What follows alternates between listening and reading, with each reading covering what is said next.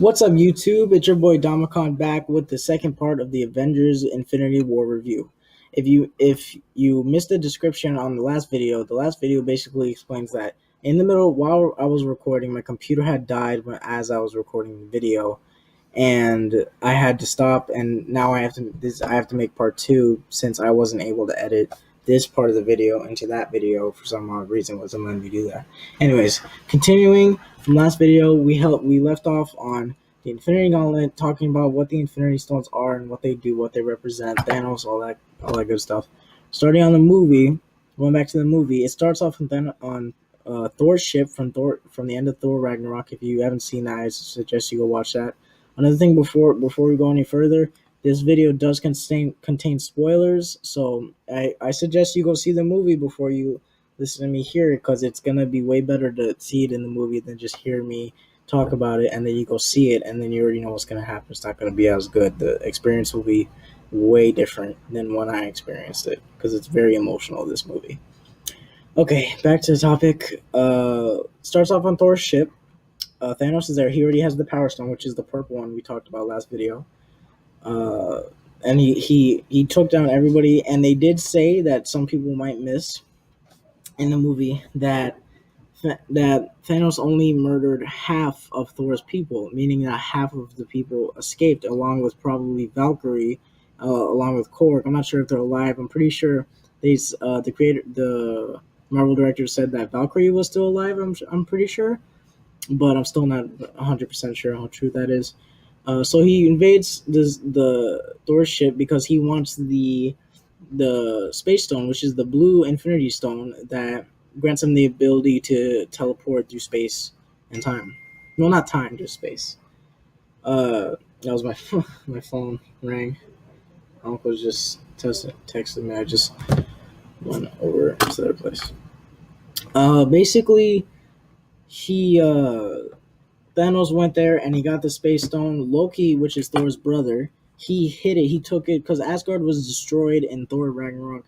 He gave the Space Stone to Thanos because he's been working for Thanos. But over the years, he's become more and more like an Avenger. He's becoming more and more good. He's still mischievous. Nobody really trusts him, but he's not as bad as he was in the first Avengers movie, which he was the main villain. So Thanos gets the Space Stone. He kills Loki by choking him to death and breaking his neck. He leaves Thor to die as he blows up their ship. Then it cuts to Hulk, which was sent down to Earth by Thor. One of Thor, I forgot his name, but one of Thor's colleagues, the guy with the sword. I forgot his name. I think it was Heimdall. If I'm correct, I'm pretty sure it was Heimdall. He has the ability to teleport using the power of the All Fathers. Teleported Hulk to Earth, which he got to warn Doctor Strange and Wong, which is another master of the mystic arts, and they warned Tony Stark, and that's how they meet. Thor does survive the Guardians of the Galaxy, and it cuts to the Guardians of the Galaxy, and they find Thor floating in space. They put them in their ship, and he's unconscious. Now, Mantis is a part. Their crew consists of Drax, Star Lord, Groot, Mantis, Gamora, and I'm pretty sure, and Rocket Raccoon. And Nebula was in their group, but you'll find out where she went later on in the film. So basically, it's just all of them. Mantis has the ability to wake and put people to sleep to mimic their memories and pretty much mind control, as long as she has physical contact with them. So she wakes up Thor. Thor warns them about Thanos. Gamora, obviously, because she's the stepdaughter of Thanos, even though she hates him because he's tortured all her life and he murdered half of her people, like he's tried to do. As in this movie, he's trying to murder half the universe, not just one planet. Because his vision, which I was going to explain in the last video, his reason for killing half the universe and wiping it all out with his 6 Infinity Stones, the reason he wants to do this is because, not because of what I said the comics was, not because of death, he wants to impress her, no.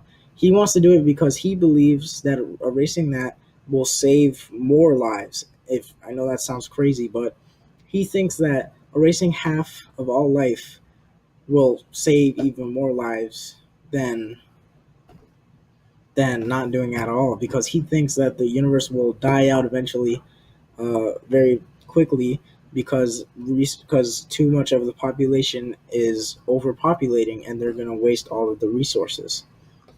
So that's what this purple bastard, this psychopath, wants to do. He wants to erase because obviously he thinks there are no resources enough, even though, which would have made more sense, is if this idiot, being the psychopath that he is, with his powerful freaking golden glove, would have just made infinite resources for the entire universe. But no, it has to be death because it's an Avengers movie and they have to fight him. Anyways, so skip past a couple. It's just dialogue. Uh,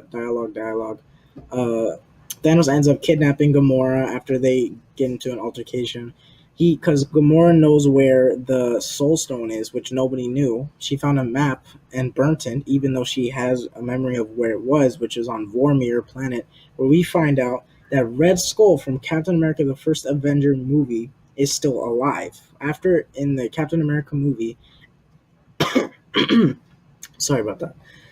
In the first Captain America movie, Red Skull was holding the Space Stone, which was known as the Tesseract or the Cube, and he was teleported into space. Everybody thought he had disintegrated and died, but apparently they explained in the movie that he was teleported to Vormir, and since he was not worthy enough to wield such a powerful entity, he was sent there as torture, not physical torture, or like mental, because he would guide people to the Soul Stone, whoever made it there. And he explains that the universe shamed him or banished him from ever using the stones himself. He has to help other people gain this power that he could never wield. That's his punishment for the rest of eternity. They don't. Thanos ends up killing Gamora. That's how you get the Soul Stone. You have to sacrifice someone you love. Even though Thanos really doesn't love Gamora. I don't know why they made it seem like he did. He obviously convinced himself so much, but he's tortured her. He thinks that because he saved her from dying on her planet, when if she died, she would have been fine. Like she would have been, it would have been better than living as she did. I mean, she did end up with the Guardians of the Galaxy, and she does love them. She does love Star-Lord. She even says in the movie that she loves him. But like torture for years and years is not, it's not love. It's not at all. Thanos is just that crazy. And so he kills Gamora. He kills Gamora, and after that, he gets the Soul Stone, heads to Titan, which is where we find out that Spider-Man, Tony Stark, the half the Guardians of the Galaxy, I think Drax, Mantis, Star Lord are there, along with Iron Man and Doctor Strange. They're all there, and they're waiting for Thanos to arrive so they can take him down and take the gauntlet. Now, Doctor Strange has the Time Stone, which is the green stone on Thanos' gauntlet. If you can look here, let's see if I can. It's the green gem. Let's see if I can focus it right there on his thumb. As you can see, the green gem on his thumb right there, that's the Time Stone, and he can use that to reverse or forward time or look into possible futures as Doctor Strange did in the movie.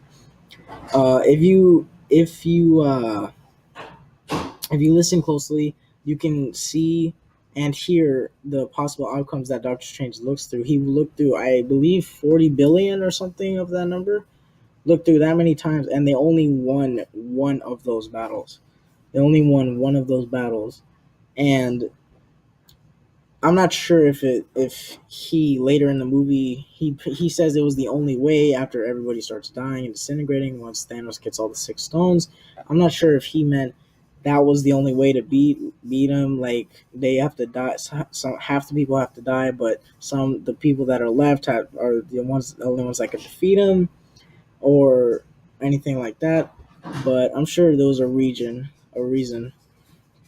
for doing that. Now I'm gonna may possibly have to split this up into part three because my computer is now saying that I am approaching the limit for free recording. So if this is the end, I'll talk to you guys in the next one. Peace.